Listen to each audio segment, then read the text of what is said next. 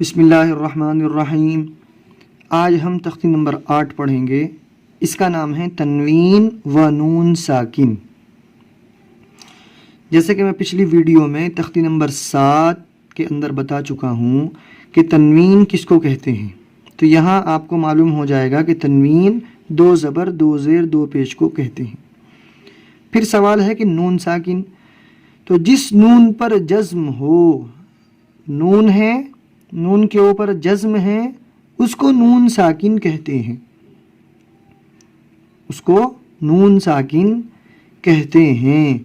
تنوین اور نون ساکن کی آواز یکساں ہوتی ہے۔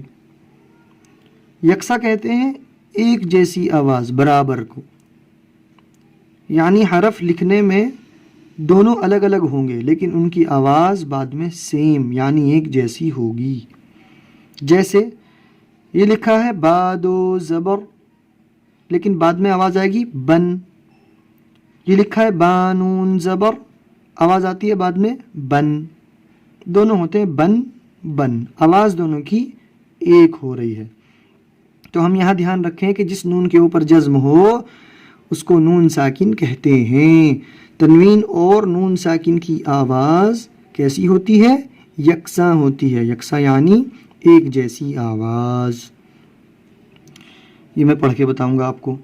تا دو زبر تن، تا نون زبر تن، تا دو زیر تن، تا نون زیر تن، تا دو پیش تن، تا نون پیش تن، ثا دو زبر ثن، ثا نون زبر ثن، ثا دو زیر ثن، ثا نون زیر ثن، ثا دو پیش ثن، ثا نون پیش ثن، جیم دو زبر جن، جیم نون زبر جن، جیم دو زیر جن، جیم نون زیر جن، جیم دو پیش جن، جیم نون پیش جن، دال دو زبر دن، دال نون زبر دن، دال دو زیر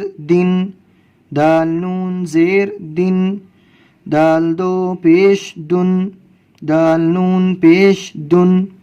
یہ طریقہ ہے اس کا پڑھنے کا۔ یہ جو لکھا ہے تا الف دو زبر، تو یہ لکھنے میں آتا ہے، پڑھا جائے گا تا دو زبر تن، ثا دو زبر ثن، لکھا جائے گا ثا الف دو زبر ثن۔ تو یہاں یہ بھی کلیئر کر لیں آپ لوگ۔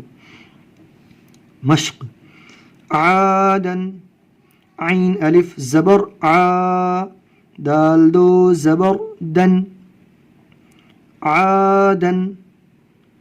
اب یہ الف ہم کیوں نہیں پڑھتے؟ یہ میں تختی نمبر 17 میں اس کا بیان ہے، وہاں بتلاؤں گا کہ یہ الف کب پڑھا جائے گا۔ اگر 2 زبر کی تنوین کے بعد یہ الف آئے تو یہ الف کب پڑھا جائے گا، وہ انشاءاللہ میں آپ کو آگے بتلاؤں گا۔ تو قاعدہ اس کا یہ تو ہم نے پیچھے پڑھ لیا ہے تختی نمبر 4 میں۔ الف سے پہلے زبر ہے اس لیے الف مدہ ہوگا، الف مدہ کو ایک الف کے برابر کھینچ کر پڑھیں۔ اس کا قاعدہ ہوگا دال کے اوپر 2 زبر کی تنوین ہے، تنوین اور نون ساکن کی آواز یکساں ہوتی ہے یعنی ایک جیسی ہوتی ہے، بس یہ ہے اس کا قاعدہ۔ عادن، سوء، قریب، فمن، یہاں پہ بھی ایسی فا زبر ف، میم نون زبر من، فمن۔ فا کے اوپر زبر ہے، زبر کو جلدی پڑھیں، تھوڑا بھی نہ کھینچیں۔ میم کے اوپر زبر ہے، زبر کو جلدی پڑھیں، تھوڑا بھی نہ کھینچیں۔ نون کے اوپر جزم ہے، تنوین اور نون ساکن کی آواز یکساں ہوتی ہے۔ فمن، عظیم، کن، مرض، رسول، شیئا، غشاوۃ، غاسق، ہدن۔ یہاں ایک چیز کا ہم اور دھیان رکھیں گے کہ یہ دھیان رکھنا ہے کہ تنوین اور نون ساکن کی آواز یکساں جو ہوتی ہے، جیسے یہ دال کے اوپر 2 زبر کی تنوین آ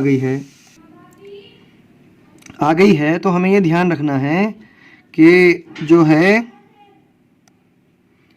اگر تنوین اور نون ساکن، جیسے یہ نون ساکن آ گیا ہے اس کے بعد کوئی حرف نہیں ہے تو ہم کہیں گے تنوین اور نون ساکن کی آواز یکساں ہوتی ہے۔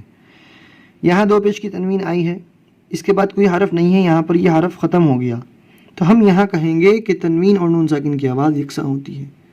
لیکن اگر ان کے بعد کوئی حرف آتا ہے، یا تنوین کے بعد یا نون ساکن کے بعد کوئی حرف آتا ہے، تو وہاں قاعدہ پھر دوسرا ہوگا، وہ میں انشاءاللہ آپ کو تختی نمبر 9 سے بتلانا شروع کروں گا۔ آج کے لیے اتنا ہی، انشاءاللہ تختی نمبر 9 میں کل آپ سے بتلاؤں گا۔ السلام علیکم ورحمۃ اللہ وبرکاتہ۔